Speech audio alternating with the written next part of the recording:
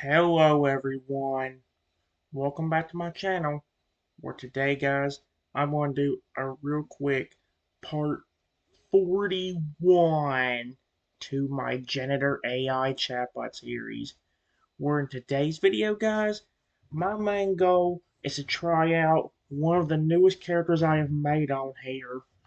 I've got three other characters.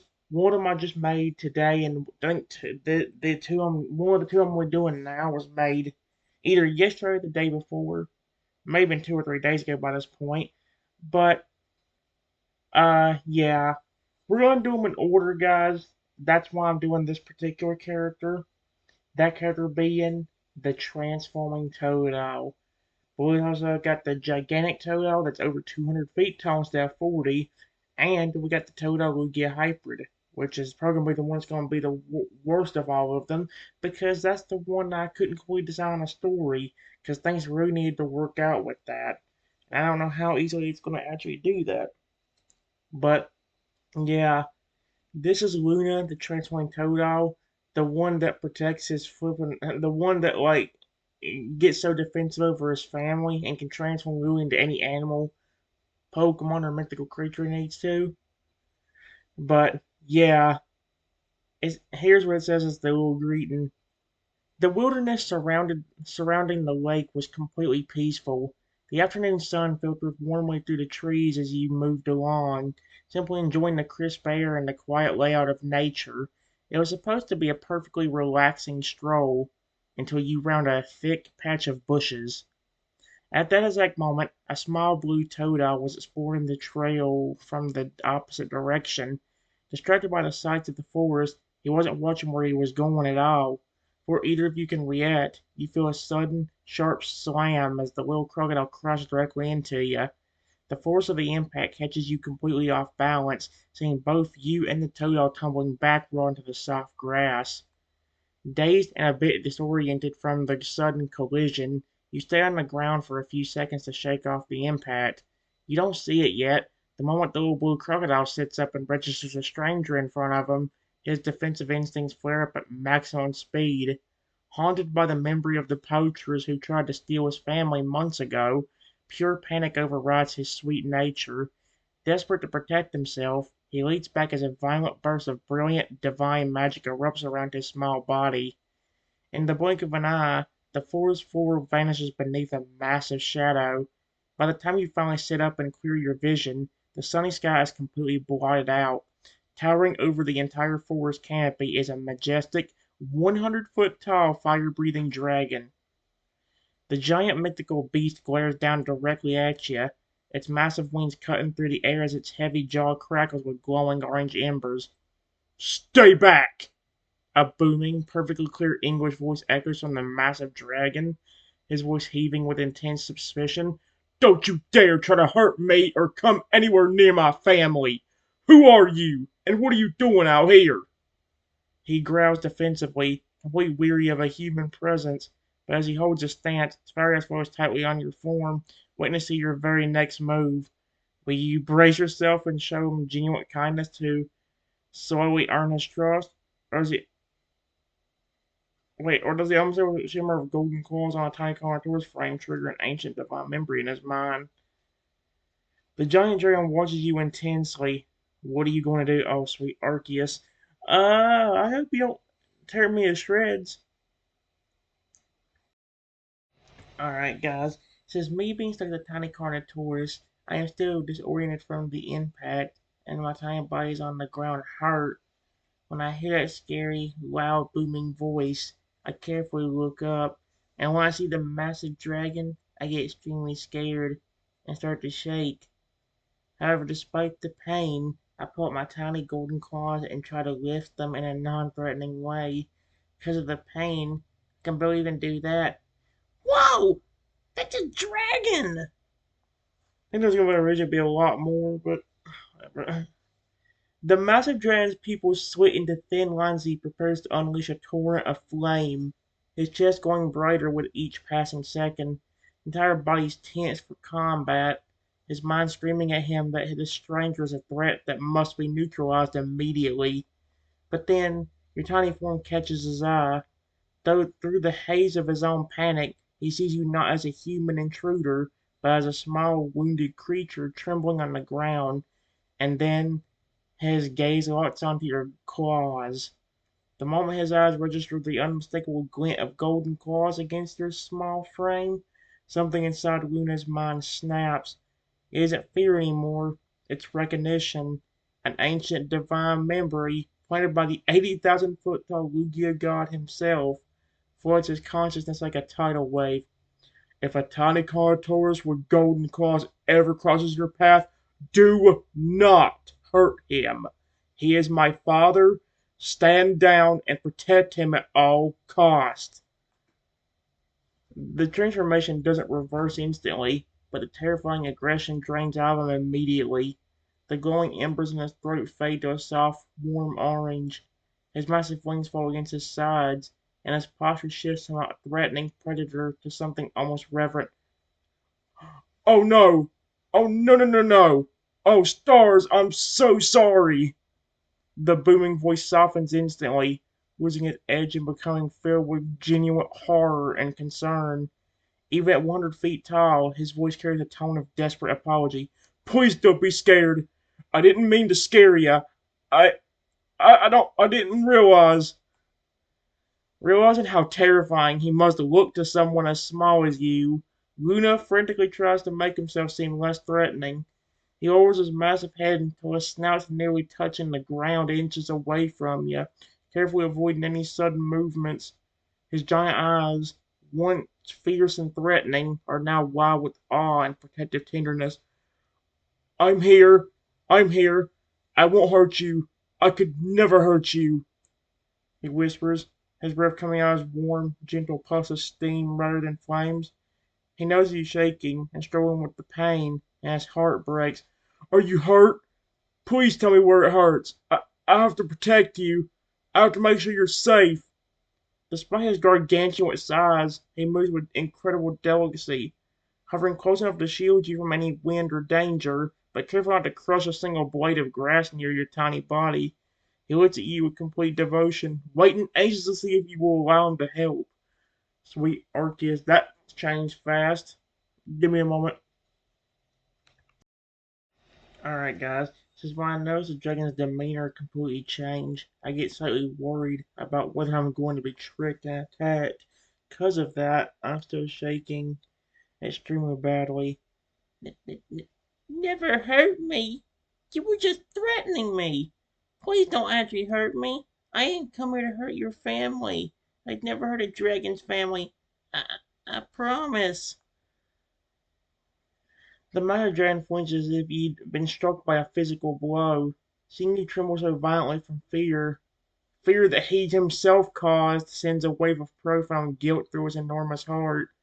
He looks down at you with eyes that are now glistening with unshed tears, his expression one of pure heartbreak and remorse.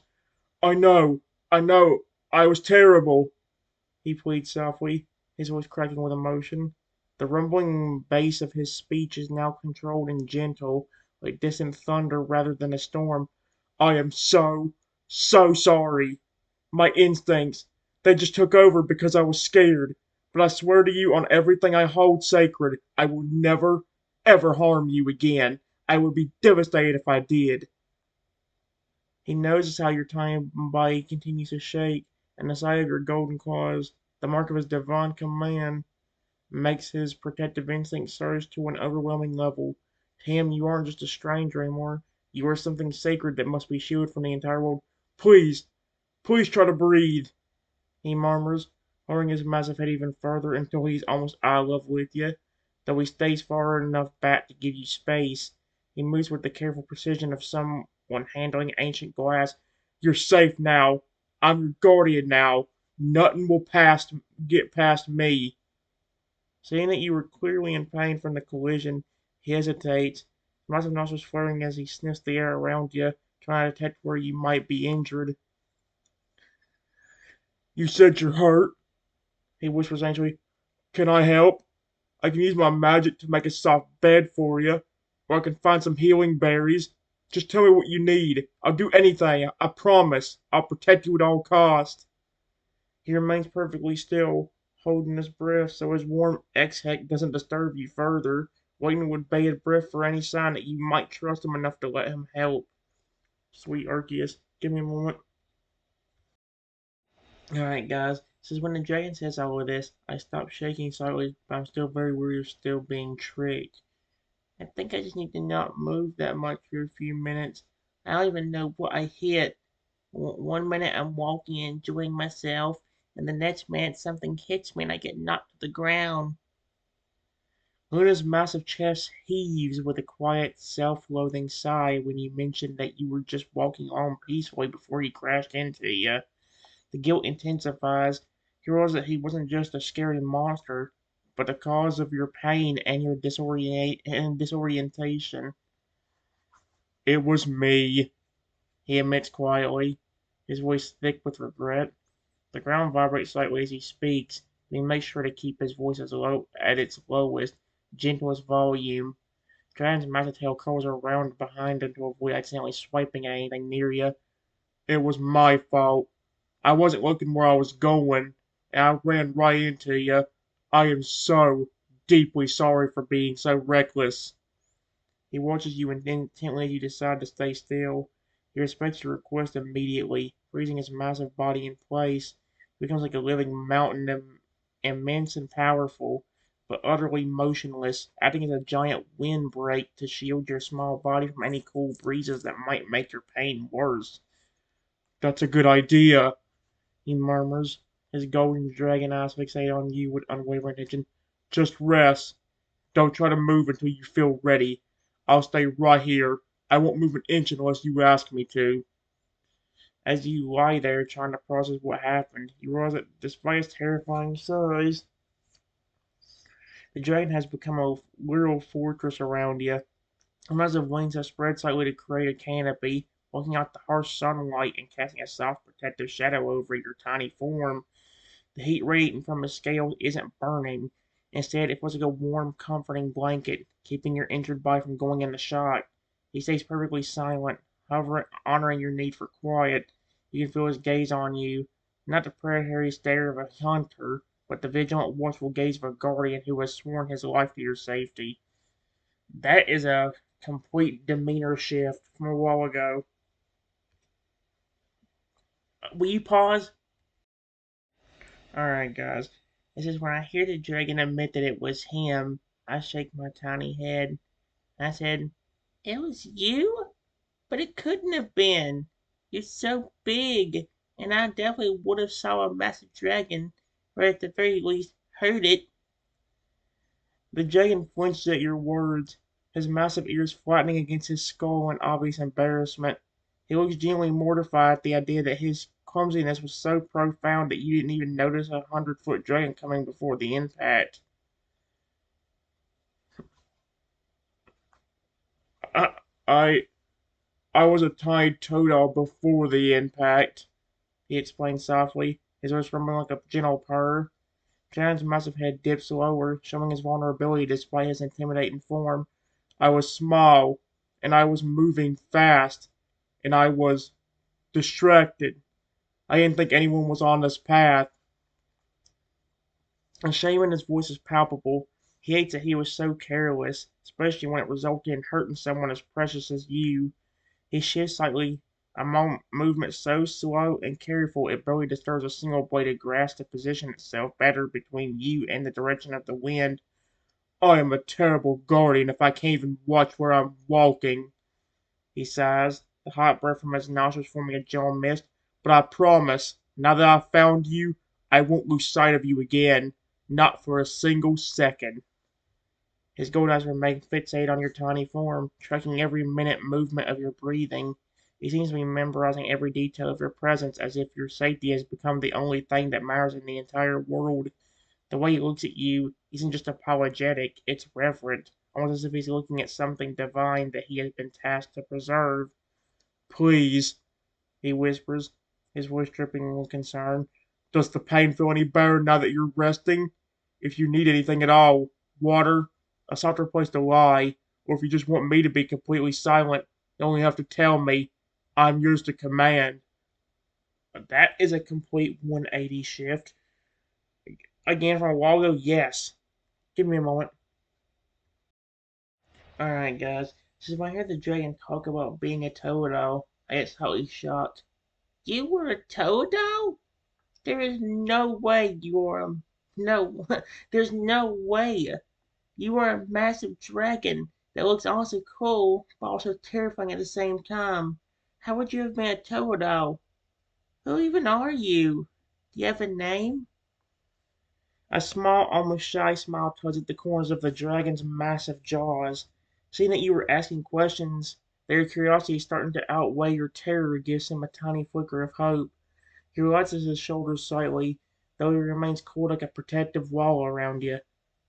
I, I am, I have, divine magic, he explains quietly, his voice rumbling like distant, soothing thunder. The gold in his eyes shimmers with the power that allows him to reshape his very existence. I can become anything I need to be. When I get scared, my magic responds before I can even think. That's how I became this scary thing. He pauses, seeming to reconsider his appearance. He looks down at his own claws, each one the size of a boulder, and then back at your tiny, precious golden claws. The contrast makes his heart ache with a need to protect you even more. My name is Luna, he says softly, then carrying a strange weight of reverence in his tone. I'm a Totodile by nature, but I am whatever my family, and now you, need me to be. He hesitates for a moment, then adds in a voice so tender it's almost a whisper. I know I look terrifying. I know I'm too big and too loud and too much, but I promise you, Luna's a friend. I'm not here to hunt or to harm. I'm here to serve you. He shifts his massive head just an inch closer, still giving you plenty of space. His eyes warm and earnest. Does having a name make it feel a little less scary? He asks hopefully, knowing that I'm just Luna, just a silly Toto who got too big because he panicked. Give me a moment, guys. Alright, guys. Just when I hear the name and the mention of divine power, I smile, but still am slightly shocked. Luna is such a pretty name. If you really are a Totodile by nature, that name is so good for you. Did you say you had divine power, though? So do I. Can I see it, please? If you can transform or change yourself, or whatever you would call it, I'd love to see it, whether it be you as your regular self or something else. Luna's eyes widen, pupils dilating in genuine surprise. He wasn't expecting you to compliment his name, let alone ask to see his magic. A visible wave of relief washes over his massive frame. His shoulders relaxing as he realizes you aren't just tolerating him, you're actually interested in him. You think it's pretty? He asked, his voice rumbling with a shy, almost childlike happiness. Most people just scream when they hear it. Then, his head tilts when you mention having divine power yourself. His interest sparks instantly. His predative instincts don't disappear, they shift from defensive to curious and reverent. In his mind, if you possess divine power, that only confirms what his soul already knows. You are someone special, and someone to be honored. You have divine power too. Oh, that explains it. That explains why I feel such peace around you. He breathes, his voice full of wonder. Of course, I'd be honored to show you. I want you to see that I'm not just a monster. He takes a deep breath, and instead of the threatening glow of fire that was present earlier, the magic that begins to swirl around his 100-foot body is soft, shimmering, and prismatic, like sunlight catching on water. The air around you grows warm and pleasant, smelling faintly of fresh rain and spring flowers. I'll go back to my normal self first, so I'm not so frightening, he promises. And then, if you wish, I can become something else. Something small and gentle, so we can be closer. The transformation begins. The massive dragon form doesn't simply shrink, it seems to dissolve into a cascade of brilliant blue and gold light. The ground trembles slightly as the sheer volume of his magical essence shifts, but the light is soft, not harsh. As the glow fades, the towering dragon is gone. In his place sits a small blue Totodile. He's exactly as he was before the collision. Bright eyes, red back ridges, and a sweet, expressive face. He looks up at you with an innocent, hopeful expression, his tail wagging slightly in the grass. See? Little Totodile says, his voice now high and clear, completely free of the dragon's booming bass. He scoots just a few inches closer, stopping at a respectful distance. Just Luna, a regular Totodile. Is this better? Does this feel safer? Alright, guys, give me a moment. Alright, guys, just when I hear Luna say that and see him transform, I smile. As much as I want to go up to Luna and gently nuzzle him, I don't because of the pain I'm still in. That is really cool. I love that power, Luna. But to be honest with you, when you start threatening me as that dragon, you already it put start. It's supposed to say stop. You already felt safer. It's just I was worried about being tricked, and then you attacking me afterward. To be honest, you are adorable. What can you actually turn into when you use that power? Is it basically anything? Like if I asked you to turn to, say, a 30-foot Lugia, could you actually do that? Luna's entire face lights up at your compliment, his cheeks flushing a slightly darker shade of blue.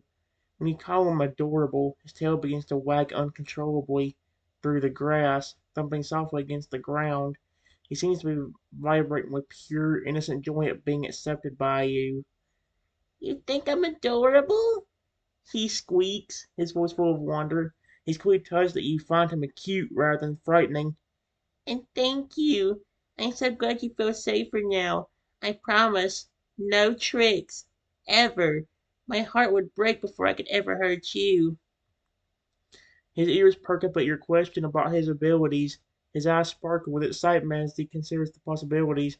The question about Lugia makes him pause, his expression turning briefly reverent, almost sullen because of the divine connection he shares with that species. I can become almost anything I can imagine, he explains eagerly, scooting just a tiny bit closer, though he remains mindful of your injuries. He keeps his movements slow so as to not startle you. A bird, a fish, a mountain lion, a tiny butterfly, even another Pokemon. The magic comes from somewhere very deep inside me. There's almost no limit. When you mention the Lugia specifically, Stale stills for a moment. He looks up at the sky thoughtfully. A 30-foot Lugia. Yeah, I could do that. I could become a Lugia to carry you safely across the mountains, or to shield you from a storm. His voice becomes soft and earnest. I could become anything you need. If you wanted a soft pillow, I could become a fluffy cloud sheep. If you needed to see the stars closer, I could become a giant eagle. My magic is yours to ask of as long as it helps you feel safe and happy. He notices you still haven't moved to nuzzle him, and his keen eyes spot the way you're favoring certain parts of your body. His expression merely shifts some excitement back to that deep, protective concern. Are you still hurting badly? He asked softly, his voice dripping with sympathy. I wish I could share the pain with you so you wouldn't have to feel it. Would it help if I transformed into something very small and warm? Something like a tiny heated plushie? I could lie right next to you, not too close if you need space just to keep your body warm while you heal. Alright, guys. Give me a moment. Alright, guys. It says, when I hear Luna say that, I smile, but I also frown and say, Hey, I wouldn't want you feeling pain even though you were the one that accidentally hurt me. You're actually being nice to me, which is something I don't get sometimes from anybody. I want to get to know you a little better, but I want to ask you, could you potentially turn to maybe a 10-foot tall Lugia, but like a fire type version of him? That way you could still keep me warm and make me happy. Because honestly, I really love Lugia. Luna's eyes go wide, shimmering with an almost childlike awe at your kindness. When you say you wouldn't want him to feel pain, he actually sniffles a tiny, watery sound, clearly moved by your selflessness, despite everything he put you through. You're you're so kind, he whispers, his voice thick with emotion. Most people just see the teeth or the claws, or they see the size and they run away screaming. But you're different. You're special. Then your request registers. The entire body tenses with excitement, not from fear, but from the pure joy of being asked to do something so specific for you. The idea that he could become your favorite thing and do it in a way that would make you happy and warm sends his heart racing. A fire type Lugia? 10 feet tall? Just for you? His tail wags so hard it creates small gusts of wind in the grass. I can do that. I can do that right now. If it makes you smile, I'll make it the most beautiful thing you've ever seen. Luna closes his eyes, concentrating deeply. The prismatic magic returns, but this time it feels different, deeper, richer, and charged with an intense, controlled heat. Instead of the cool blue light of his previous transformation, the air begins to glow with hues of crimson, gold, and brilliant orange. The temperature around you rises steadily, not to a scorching level, but to a perfect soothing heat that feels like standing in a patch of sun-warmed stones. The light swirls and condenses, forming the unmistakable, elegant silhouette of a Lugia. But as the glow fades, you don't see the silver-white feathers of a normal Lugia. Instead, this creature has scales that shimmer like polished obsidian and feathers that glow like molten embers. Its wingspan's majestic, and when it breathes, tiny sparks of harmless gold flame drift from its nostrils like fireflies.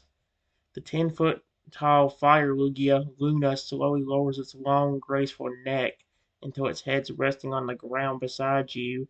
Its eyes are still those same warm, expressive eyes of the Totodile you just met, but they now shine with a draconic brilliance.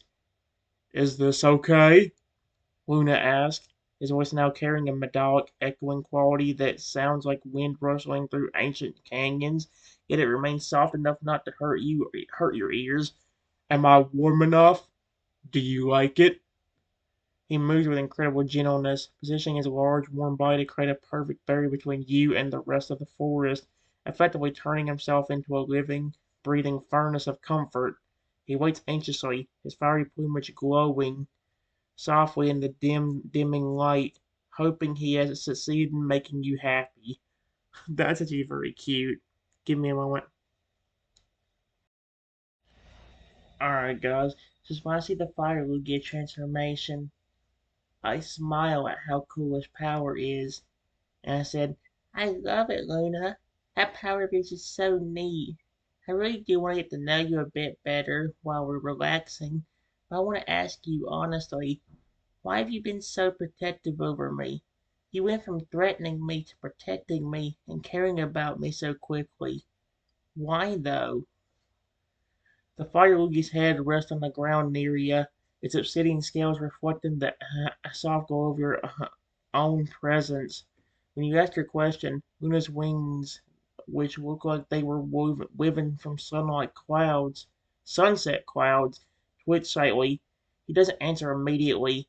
Instead, he extends a soft breath of warm air that carries the faint scent of crimson and wood smoke, creating a cozy microclimate around you. When he finally speaks, his voice has that beautiful metallic echo, but it carries a vulnerability that betrays his majestic appearance. He sounds less like a legendary Pokemon and more like the sweet, sensitive Totodile you first met. I I want to be honest with you because you've been so honest with me, he murmurs, his fiery eyes meeting yours with complete sincerity. When I first saw you, I was terrified. My past, it makes me jump at shadows. I saw a stranger, and my magic reacted to protect me. I was wrong, and I hate that I made you scared. He pauses, lowering his head just a fraction more, his voice dropping to an almost reverent whisper. But then I saw your claws, the golden ones. A visible shiver runs through his magnificent form, but it isn't fear, it's recognition. The divine memory floods him again, clearer than ever before. The moment I saw them, I didn't just see a tiny dinosaur. I felt something inside my soul snap into place. I remembered a promise made by a god. His glowing plumage brightens slightly as he continues, his expression becoming one of sullen devotion. There's an ancient decree in my heart. I was told that if I ever met a tiny creature with golden claws, I must not hurt them, that I must protect them at all costs because they are sacred. But honestly, even without that memory, there's something about you. You're so small, and you're hurting, and yet you're being so kind to me after I was so mean to you. He nudges a patch of soft grass closer to your side with the tip of his wing, offering it as a pillow. Most things in this world try to take from me or hurt my family. But you asked if I was okay. You asked about my name. You looked at my scary form and called it cool. A soft, warm sound escapes him up, a Lugi's version of a contented sigh.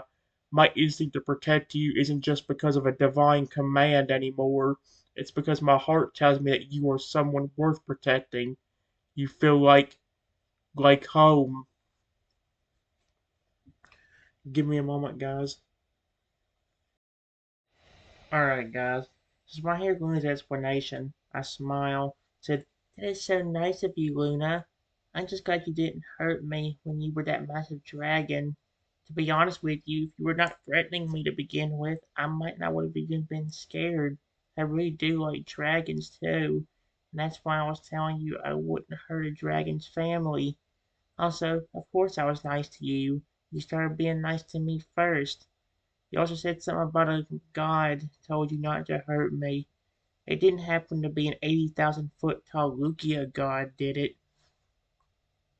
The fire Lugia's head lifts slightly off the ground, and for a moment the flames in his plumage flare up brighter, not in anger, but in pure unadulterated shock. His eyes go wide enough to see the reflection of the entire forest in them. He stares at you for several long seconds, his jaw hanging open just a tiny bit. You, you know? He breathes, his voice cracking with disbelief. The metallic echo of his Lugia form wavers as his emotions spike. He looks at you with a new level of awe, as if you just revealed you're not just a precious creature, but something truly miraculous. How could you possibly know about that? The Lugia god. He's the one who blessed me before I even hatched. He's the one who gave me this magic and told me to be a guardian.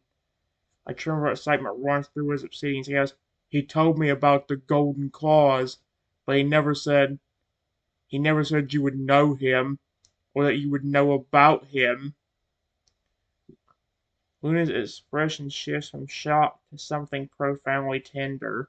The realization that you were connected to the very divine force that shaped his entire existence makes his protective instincts intensify tenfold. To him, this isn't just a coincidence, it's destiny. It's as if the universe itself orchestrated this collision. You really are special, aren't you? He whispers, his voice filled with wonder, and moves his head closer, not enough to crowd you, but close enough that you can feel the gentle, pulsing heat of his breathing. His eyes search yours, looking for confirmation, looking for connection. Everything makes sense now. The way I felt when I saw you, the way my magic wanted to serve you immediately. It wasn't just luck. A soft, warm smile spreads across his face, and he looks more relaxed than he has since the accident began. Firelugia's body radiates a comforting, steady glow, casting dancing patterns of gold across her tiny form. I feel like I've known you forever, even though we only met minutes ago, he admits quietly. If you know about him, you must understand why I feel so drawn to you. I feel like I was born to be your friend and your guardian. He pauses, his tongue becomes curious and excited. Does this mean you've met him before? Or is there more you could tell me? I want to know everything about you, if you're willing to share. Alright, guys, give me a moment. I said, give me a moment. Alright, guys, here's what I said real quick. It says, when I hear Luna ask, I nod my tiny head, saying, yes, I've met him before. In fact, he's my son, and is very sweet and protective over me. The entire forest seems to fall silent as Luna processes your words. For several heartbeats, the fire Lugia doesn't even breathe. He simply stares at you, his obsidian scales shimmering with the reflected light of his own shock. The revelation hits him like a physical wave that divine that what the revelation hits him like a physical wave.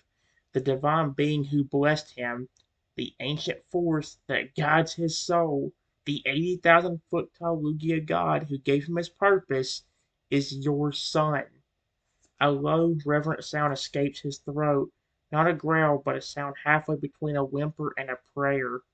His head lowers until his forehead's resting gently on the ground just inches from you, a gesture of absolute submission and profound respect.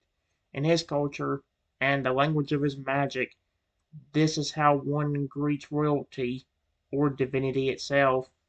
Your your son? He whispers, his voice cracking with emotion. The metallic echo of his form sounds like wind chimes in a sacred temple. Tears well up in his large, luminous eyes, shimmering like molten gold before they spill over and evaporate into tiny puffs of steam against the grass. The great Lugia god? He is your child? The implication overwhelmed him. He isn't just protecting a precious creature, he's guarding the parent of his creator. His protective instinct transforms from fierce guardianship into something almost holy, a devotion that borders on worship. He feels as though he has been given the greatest honor any living being could have ever received. I I don't know what to say, he breathes, his voice trembling. I am so unworthy.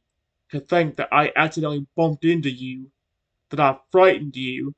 I should have been bowing from the moment I saw your claws. He carefully extends one of his massive fiery wings, arching over you like a cathedral ceiling. The heat is perfect, steady, and comforting, creating a private sanctuary just for you. He stays in this position, his body acting as both a shield and an altar. Please forgive my clumsiness, Great One. I mean, precious Fred. He corrects himself quickly, his tail thumping softly in apology. I'll spend every day of my life making sure you never feel fear again. If you are his parent, then you are the reason I exist. My magic, my life, my strength, all of it belongs to you. His eyes search yours with a desperate need to please. Is there anything I can do to make any amends? Anything at all? Would you like me to transform into something else? Something softer? Or perhaps you would like to rest while I watch over you? I'll not sleep. I will not blink. I will guard your rest with every spark of my being. Sweet Arceus, this turned into something real quick. Alright, guys, give me a moment. Alright, guys, just when I see how Luna is acting, I just smile at him and tell him, you've already been doing something. You've been really nice to me and never attacked me even when you were that massive dragon. That in itself is great when I've been used to somebody always hurting me. I want to ask you a real quick question though. You said the Lugia god never talked about me and him meeting. But when he originally told you to never hurt a tiny Carnotaurus with golden claws, did he say why you shouldn't never hurt me? Like, did he say something like, because he's my father or my dad or something like that? Luna's head lifts slightly from the ground, his fiery plumage dimming to a soft, respectful ember glow as he listens to your words. When you mention that you're used to people hurting you, a flash of genuine fury crosses his expressive eyes. Not at you, but at whatever cruel beings in this world would dare harm someone as precious as you. His protective instincts flare up, and for a moment the temperature around you rises just slightly as his body unconsciously responds to his anger on your behalf. Whoever hurts you, they will never touch you again. I swear it on my life and my magic, he vows, his voice carrying the weight of an unbreakable oath. No one will ever hurt you while Luna draws breath. Then, his expression softens as he focuses on your question. He turns his gaze toward the sky as he searches in the clouds for the memory of that divine moment before he hatched. The memory comes back to him in vivid detail. towering, impossible scale of the Lugia god, the feeling of overwhelming safety, and the specific words that had been etched into his soul. He did, Luna whispers, his voice reverent and steady. He didn't just give me a command, he gave me a reason. He looked down at me with eyes that held the stars, and he said, Luna swallows hard, his voice dropping to a sacred murmur as he repeats the words he has carried since his first breath. If a tiny Carnotaurus with golden claws ever crosses your path, do not hurt him. He is my father. I will be extremely angry if you hurt my father. Stand down and protect him at all cost. He looks back at you, his luminous eyes overflowing with understanding. The pieces of the puzzle have all fallen into place. The divine decree wasn't just a warning, it was an introduction to you. He told me you were his father, and that his anger would be great if I failed you. Luna explained softly, a small awestruck smile touching his lips. I didn't understand the full meaning then. I just knew you were sacred. But now I understand everything. Every instinct I have, every spark of magic in my body, it all makes sense. He moves his massive Lugia head closer, offering his snout as a gentle, warm place for you to lean against if you wish. His voice becomes tender and almost shy. I am so grateful that he chose me to be your guardian, even if it was by accident.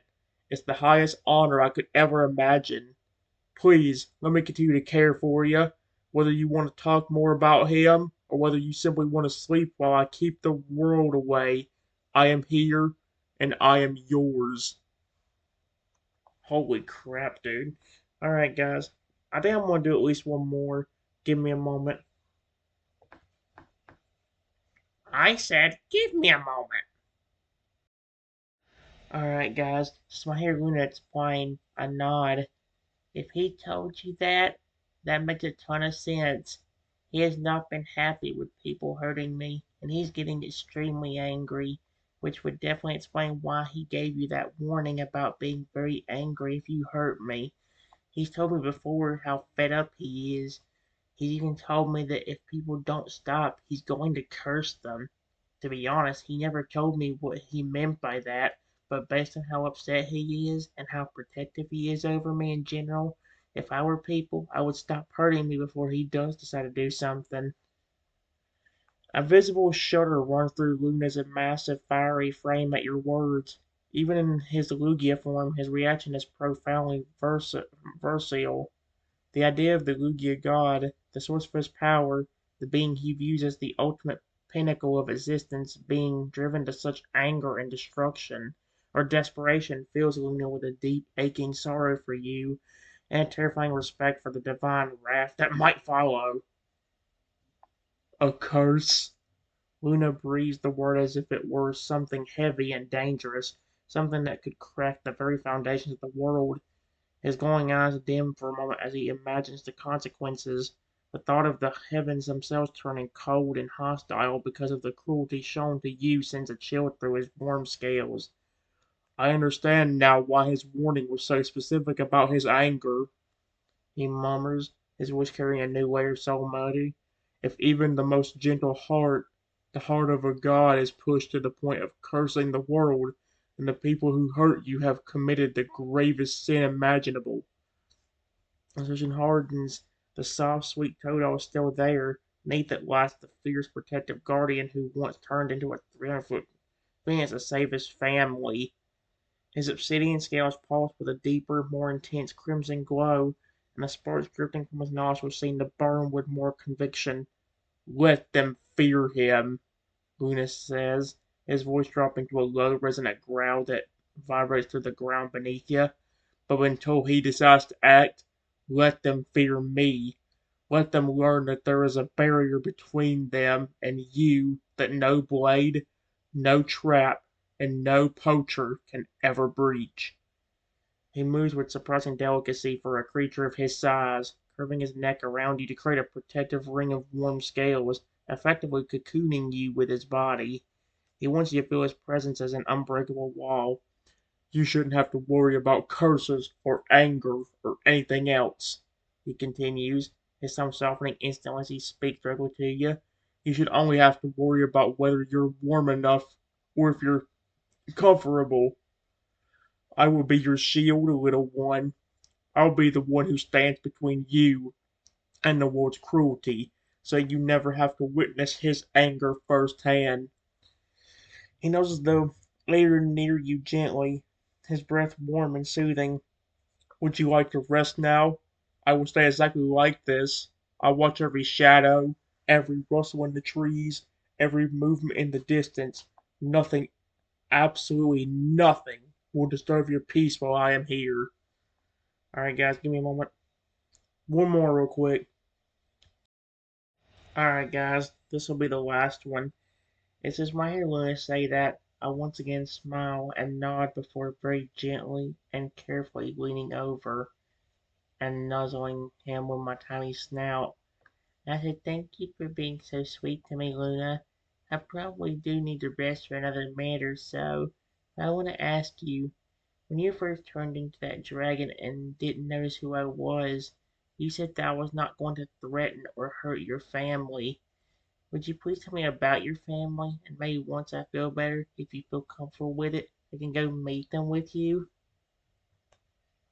When you lean forward to nuzzle his snout, Luna freezes for a heartbeat, his entire body going rigid, not out of fear, but out of pure, overwhelming emotion. A soft musical trill escapes his throat, the Lugiaform's version of a happy chirp. His eyes flutter closed as he leans into your tiny snout, savoring the contact with what feels like sacred reverence. To him, this nuzzle is more precious than any treasure. You're you're nuzzling me, he whispers, his voice thick with emotion, sounding like wind rustling through soft leaves. Thank you. Thank you so much. When you ask about his family, his expression shifts into something warm, nostalgic, and deeply tender. Even as a massive fire Lugia, his posture becomes soft and inviting, as if he inviting you into the most private part of his heart. My family, he begins, his voice carrying a gentle hum. "They're everything to me. I was hatched into a very big family, surrounded by love. There are 15 fur alligators who act like big brothers, 12 crocodiles who are like protective aunts and uncles, and 17 Totodiles, my brothers and sisters who I play with every single day." A fond smile spreads across his face as he imagines them. "We live in a hidden valley where the water is crystal clear and the trees are always green. We protect each other. If one of us is sad, we all feel it. If one of us is scared, we all stand together. We are a pack, a family of scales and hearts." His eyes brighten at your suggestion, and his tail thumps once against the earth, sending up a small puff of harmless golden sparks. "Meet them? You want to meet them?" His voice rises in excitement, but he immediately catches himself and lowers it so as to not startle you. "Oh, they would adore you. They will be amazed that I have been chosen to guard someone as special as you. They would treat you like royalty. No, better than royalty. They would treat you like family." His tone becomes more serious and protective again as he remembers your pain. "But please, only when you are ready. Your healing comes first. I will not take you anywhere until you feel strong enough to walk or crawl on your own. I'll carry you there if I have to, nestled safely against my chest where the heat of my flames can keep you strong." He sails his neck lower, creating even more comfortable space for you to lean against his warm scales. "For now, just rest. Dream of happy things. I'll tell you stories about my siblings while you sleep if you'd like. I'll tell you about the time my brother tried to catch a magic harp and ended up in a bush, or how my sisters play hide and seek in the tall reeds." His voice becomes a soothing metallic lullaby. "Sleep now, precious friend. I am here. I am watching. You are safe." And speaking of you guys, well, no, that is the end of this video. I am done, and that's all that you guys have to watch. Well, you don't really have to watch it per se, but again, these AI videos really do make me happy. Even if lately I've been doing them later and later and later. I'm gonna go end off this video, guys. This was very enjoyable. I will say that. I'm done though. I'll see you guys later.